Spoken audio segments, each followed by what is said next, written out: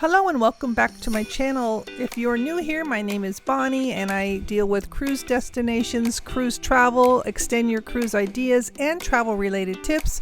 Today we are talking about the St. Martin protocol requirements to take a cruise from St. Martin.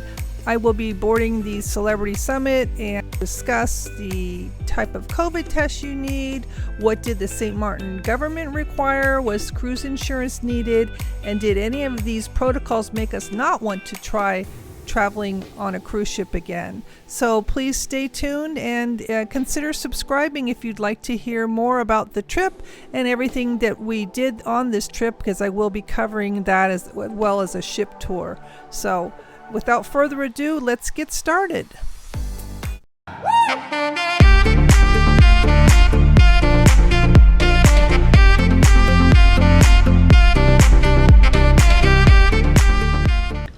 Well, it's 72 hours before our cruise and we're off to take our RT-PCR test. Unfortunately, I couldn't find a place that was near my house to do. I have my local doctor and I did have a test arranged for that. Unfortunately, they can't guarantee a 24-hour turnaround and I need that. Was just trying to see what would be required once you have to get on here.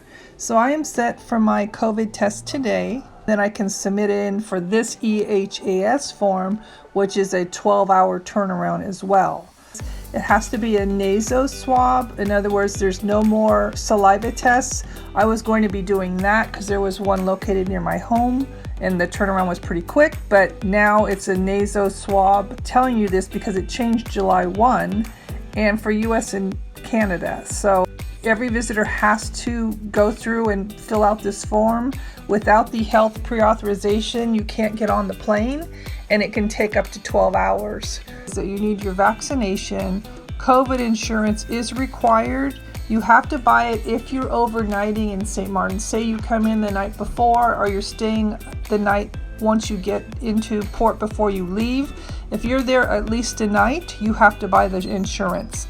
If the health authorization is approved, you get a PDF via email, which will give you a QR code that shows your vaccination status and COVID results. So you want to keep your original RT-PCR test result and proof of vaccination with you anyway. You have to clearly specify the name of the lab or clinic, full name of the subject, type of test administered, the RT-PCR, the name of it, the swab date, the source of the swab, the result date, and the negative result. It says if it's incomplete or if it's handwritten or it's some kind of statement from your doctor that doesn't have all this in it, it's not going to be accepted. Now, my particular place I'm going to, they were going to charge me $30 extra if I needed a signature and a stamp, a QR code, but it doesn't say I need that here, so let's hope I don't. But that's something to think about too. So they want to know what kind of tests you've had. They want you to upload your actual vaccination card with the signature and stamp on it, and then that you fill all that and you confirm it, then you next step, and then I guess eventually they will send it back to you. But a lot to go through. It's a little nerve-wracking, but hey, we want to cruise, right? If you're enjoying this content, hit that notification bell and that like button for more opportunities to see more videos just like this one. We are off to get a test. Hopefully it will be easy enough.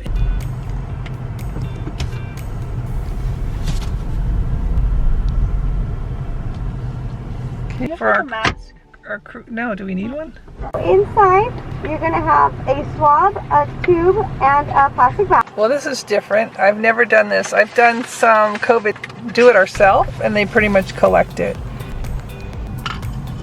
Just insert this downwards? Yeah, I think so. Completed our RT-PCR nasal swab test. It should be done by 7 o'clock tomorrow night.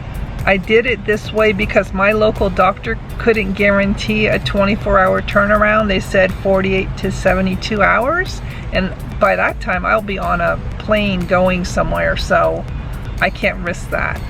So I'm glad I found this online.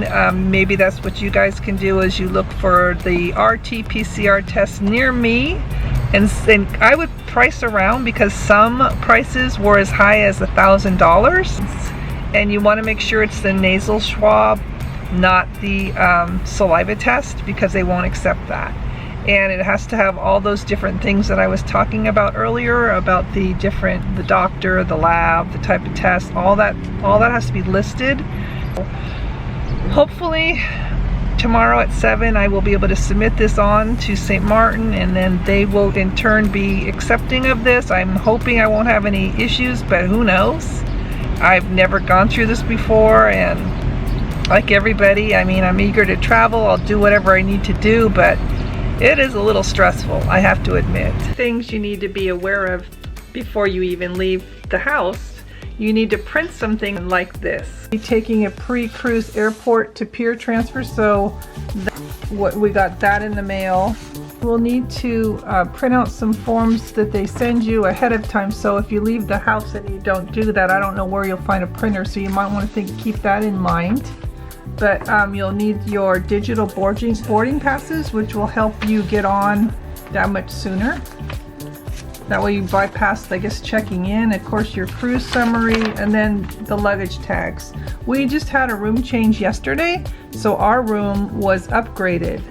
Yay for us. But so we had to print out the new tags. That's why I'm taking my own plastic luggage tags, because they come in handy.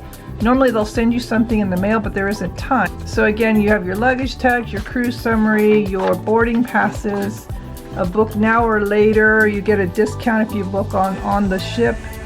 You have port directions, things to know, travel doc, health acknowledgement. There's nothing you need to sign because you're going to be doing that all online with the St. Martin Health Ministry. Print it out ahead, so I'm ready to go. So my boarding time is at 4:30. And they said don't come early and don't come late. You have to come right on time.